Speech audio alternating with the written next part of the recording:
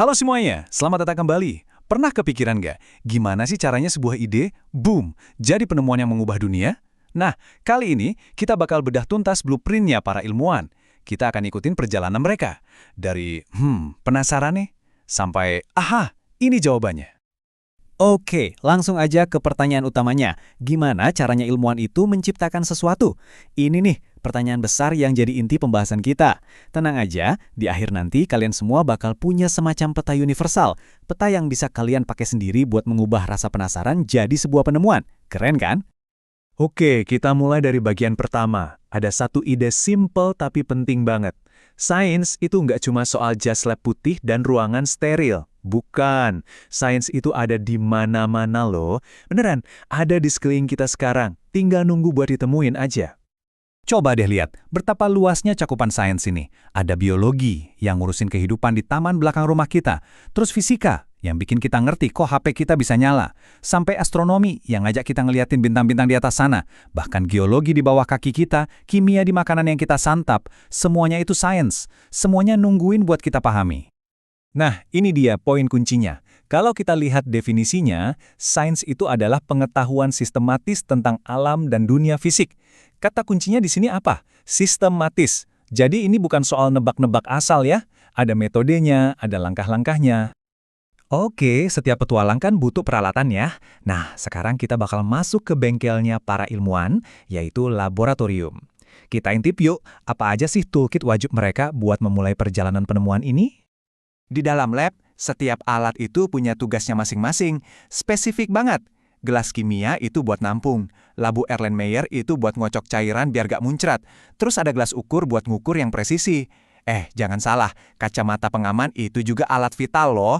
Jadi ini bukan sekedar pernak-pernik, tapi benar-benar instrumen presisi yang punya peran super penting. Dan ini contoh yang pas banget buat nunjukin satu hal penting. Coba lihat deh perbandingan gelas kimia sama labu Erlenmeyer. Fungsinya sama-sama buat nampung cairan kan? Tapi lihat leher Erlenmeyer yang sempit itu. Nah, itu dia gunanya. Biar pas kita kocok-kocok, cairannya nggak tumpah kemana-mana. Detail sekecil ini tapi pentingnya luar biasa dalam sebuah eksperimen. Oke, sekarang kita masuk ke jantungnya pembahasan kita. Metode ilmiah. Coba bayangin ini kayak peta harta karun yang udah teruji. Peta yang nunjukin jalan, langkah demi langkah, yang bisa nuntun ilmuwan manapun dari sekedar bertanya sampai akhirnya nemuin jawaban. Terus mulainya dari mana dong? Gampang, setiap perjalanan hebat itu kan dimulai dari satu langkah kecil. Kalau di dunia sains, langkah pertamanya itu adalah rasa penasaran. Rasa penasaran yang gak cuma dipikirin, tapi diubah jadi tindakan. Nah, ini dia petanya. Pertama, observasi. Kamu ngelihat ada sesuatu yang menarik yang bikin penasaran. Kedua, hipotesis. Kamu bikin tebakan cerdas. Kira-kira kenapa ya begitu? Ketiga dan keempat, desain eksperimen dan eksperimen itu sendiri. Kamu ngerancang cara buat ngetes tebakanmu, terus kamu lakuin deh. Kelima, koleksi data. Semua hasilnya kamu catat. Dan terakhir, keenam, kesimpulan. Dari semua data itu, kamu simpulin, oh ternyata begini. Mirip banget kayak detektif yang ngikutin petunjuk buat mecahin kasus kan? Coba kita bahas hipotesis sebentar. Ini penting banget, soalnya hipotesis itu bukan tebakan ngawur loh. Ini adalah prediksi yang bisa diuji, semacam tebakan yang berpendidikan. Jadi harus logis, harus masuk akal, dan dasarnya ya dari apa yang udah kita amati sebelumnya. Ini titik start yang jelas banget buat investigasi kita.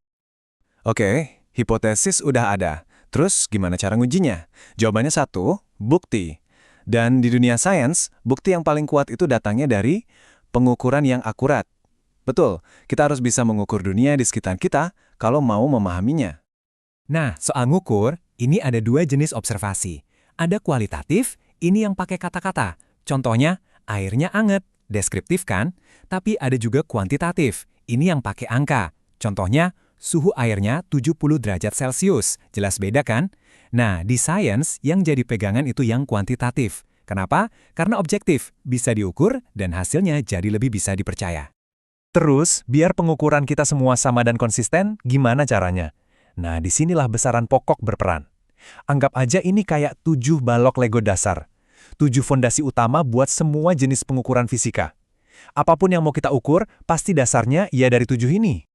Dan ini dia ke-7 jagoannya, panjang pakai meter, massa pakai kilogram, waktu pakai detik, dan seterusnya.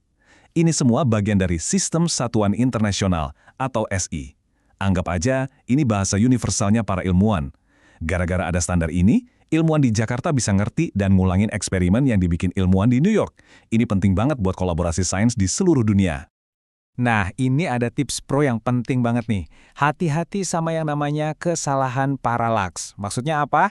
Gini, pas baca ukuran, mata kita harus sejajar sama skalanya. Jangan miring dari atas atau bawah. Kenapa? Karena presisi itu segalanya. Salah ukur dikit aja, bisa-bisa kesimpulan akhirnya salah total. Bahaya kan? Oke, kita sudah sampai di tahap akhir perjalanan. Bayangin kita udah nemuin harta karun nih. Penemuan itu nggak ada gunanya kalau cuma disimpan sendiri kan? Kekuatan sebuah penemuan itu justru waktu kita bisa ceritain ke orang lain dengan jelas. Nah, sekarang kita lihat gimana caranya membagikan cerita penemuan kita. Coba perhatiin tabel ini. Ini data mentah. Ceritanya dari eksperimen teh yang lagi didinginin. Angkanya sih akurat ya. Ada waktu, ada suhu. Tapi kalau lihat begini aja ceritanya langsung kelihatan nggak? Kayaknya belum ya. Ini cuma ya sekumpulan angka aja. Tapi, coba lihat apa yang terjadi kalau kita ubah jadi gambar. Voila, tiba-tiba polanya jadi jelas banget kan?